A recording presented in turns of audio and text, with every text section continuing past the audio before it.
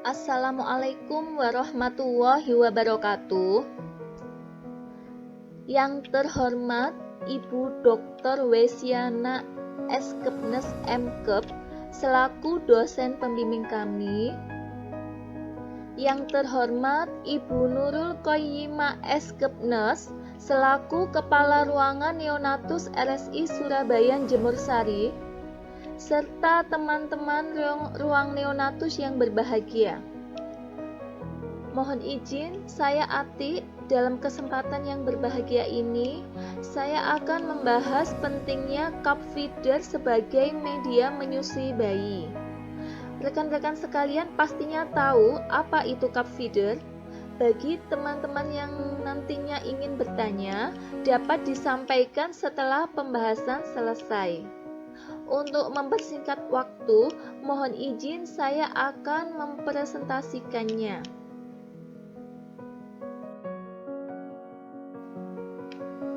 Pengertian cup feeder. Cup feeder adalah sebuah gelas kecil yang mirip sloki yang digunakan untuk memberikan ASI kepada bayi. Cup feeder berbentuk alat seperti sloki atau cangkir dengan corong di ujungnya untuk memberikan ASI perah pada bayi yang mengalami bingung puting saat menyusui. Manfaat penggunaan cup feeder: saturasi oksigen dan detak jantung yang lebih baik, terutama bayi prematur dapat menyusu dengan kecepatannya sendiri, yang mana dapat meningkatkan saturasi oksigen dan detak jantungnya sehingga membuatnya lebih stabil secara fisiologis. Yang kedua, pemberian susu dengan cup feeder dapat membantu mempertahankan menyusui dengan menghindari botol.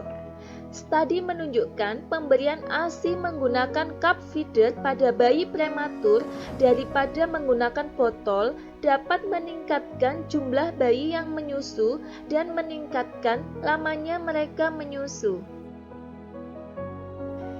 Yang ketiga, pemberian ASI dengan cup feeder dapat mempersiapkan bayi untuk menyusu. Teknik menyusui menggunakan cup feeder dianggap lebih dekat dengan menyusui daripada menggunakan botol. Serta penggunaan cup feeder dapat membantu mempersiapkan bayi untuk menyusu dan mendorong lidah untuk maju ke depan untuk menjilat atau menghirup. Ada beberapa alasan bayi butuh menyusu menggunakan cup feeder. Yang pertama, bayi prematur atau terlahir memiliki masalah kesehatan, sebab mereka belum memiliki kekuatan yang cukup untuk menghisap dari puting. Jadi, daya hisapnya masih lemah ya pada bayi prematur. Yang kedua, kesulitan menyusui akibat puting tertarik ke dalam. Jadi putingnya masuk ke dalam, biasanya untuk memunculkan puting kita kasih sepet 20 cc untuk narik putingnya biar putingnya bisa keluar. Tongtai. Nah, tongtai ini ada tali di bawah lidah sehingga pada bayi jika menetek tidak maksimal, hanya pada ujung putingnya saja sehingga nggak masuk sampai areolanya sehingga bisa menyebabkan puting lecet. Nah, masalah perlekatannya tidak maksimal, tidak optimal. Bisa juga pada bayi yang dengan bibir sumbing. Cuman kalau pada bayi bibir sumbing, kalau penggunaan cup feeder tidak hati-hati bisa tersedak. Makanya pada bayi bibir sumbing ada dot khusus untuk bayi dengan bibir sumbing. Yang ketiga, alasan bayi butuh menyusu menggunakan cup feeder yaitu dengan ibu yang mengalami puting pecah-pecah. Pada ibu yang mengalami puting pecah, pada saat bayinya menyusu, biasanya yang pertama rewel. Nah, untuk menenangkan bayinya biar tenang, jadi digunakan ASI perah dulu untuk meminumkan ke bayi menggunakan cup feeder. Baru nanti setelah kalau bayinya tenang, bisa dilanjutkan untuk menyusu lagi.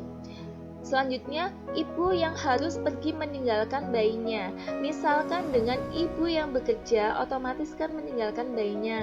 Nah, biar tidak bingung puting pada saat nanti menyusu lagi, jadi dibutuhkanlah cup feeder untuk media pemberian ASI. Selanjutnya, ibu dilarang menyusui langsung karena kondisi kesehatan tertentu. Misalkan dengan ibu yang dirawat perawatan terpisah dengan bayi, tidak bisa rawat gabung, misalkan ibunya di ICU setelah melahirkan, bayinya di ruang bayi. Nah, ini supaya nanti pada saat ibunya pindah ke perawatan biasa, bayi tidak bingung puting. Jadi dibutuhkan cup feeder untuk media pemberian ASI.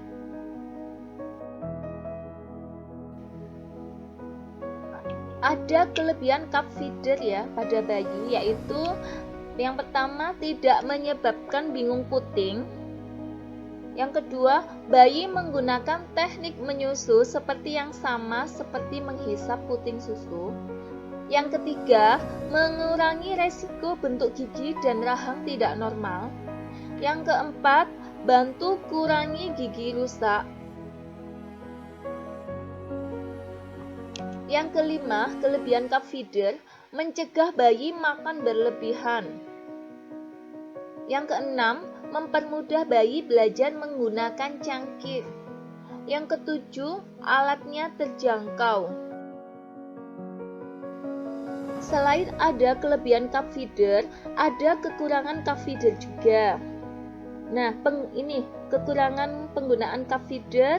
Yang pertama, resiko tersedak atau susu masuk ke lubang hidung jika tidak berhati-hati. Yang kedua, membutuhkan waktu yang lama, jadi memang harus hati-hati ya. Yang ketiga, susu beresiko tumpah lebih banyak daripada menggunakan botol. Yang keempat, tidak disarankan untuk bayi yang mengantuk karena mampu menyebabkan tersedak.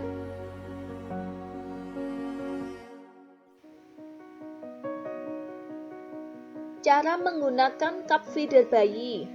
Yang pertama, dudukkan bayi di pangkuan. Pegang lehernya dan punggungnya agar tetap tegak lurus. Bisa juga menggendongnya dengan kain agar si kecil tidak menyenggol cangkirnya. Yang kedua, pegang cup feeder, lalu letakkan pinggirannya perlahan-lahan di bibir bagian bawah bayi.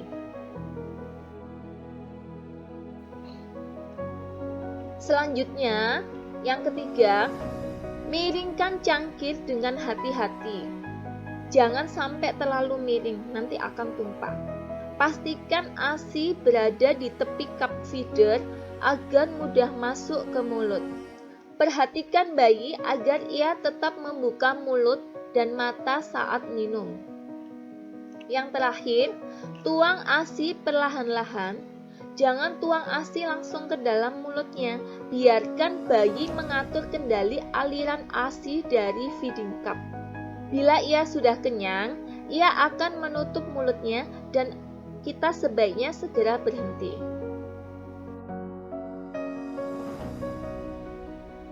Penggunaan cup feeder didukung oleh beberapa penelitian sebagai berikut. Yang pertama, studi komparatif pemberian minum dengan cawan dan sendok terhadap efektivitas minum bayi baru lahir di RSUP Dr. Suraji Tirto Negoro Klaten. Yang kedua, pengaruh pemberian air susu ibu dan fototerapi terhadap Icterus neonatorum di ruang perinatologi RSUD Pasaman Barat. Yang ketiga, penelitian yang berjudul The Series of Leaflet of Media for Education, Promotion and Monitoring of Exclusive Breastfeeding. Yang keempat, penelitian yang berjudul Cup versus Bottle Feeding for Hospital lead preterm infant in equity experimental study. Terima kasih, sekian presentasi dari saya. Untuk kurang lebihnya mungkin akan ditambahkan oleh dosen pembimbing kami, Ibu Dr. Wesiana. Untuk kurang lebihnya kami mohon maaf. Wabillahi taufiq wal hidayah. Wassalamualaikum warahmatullahi wabarakatuh.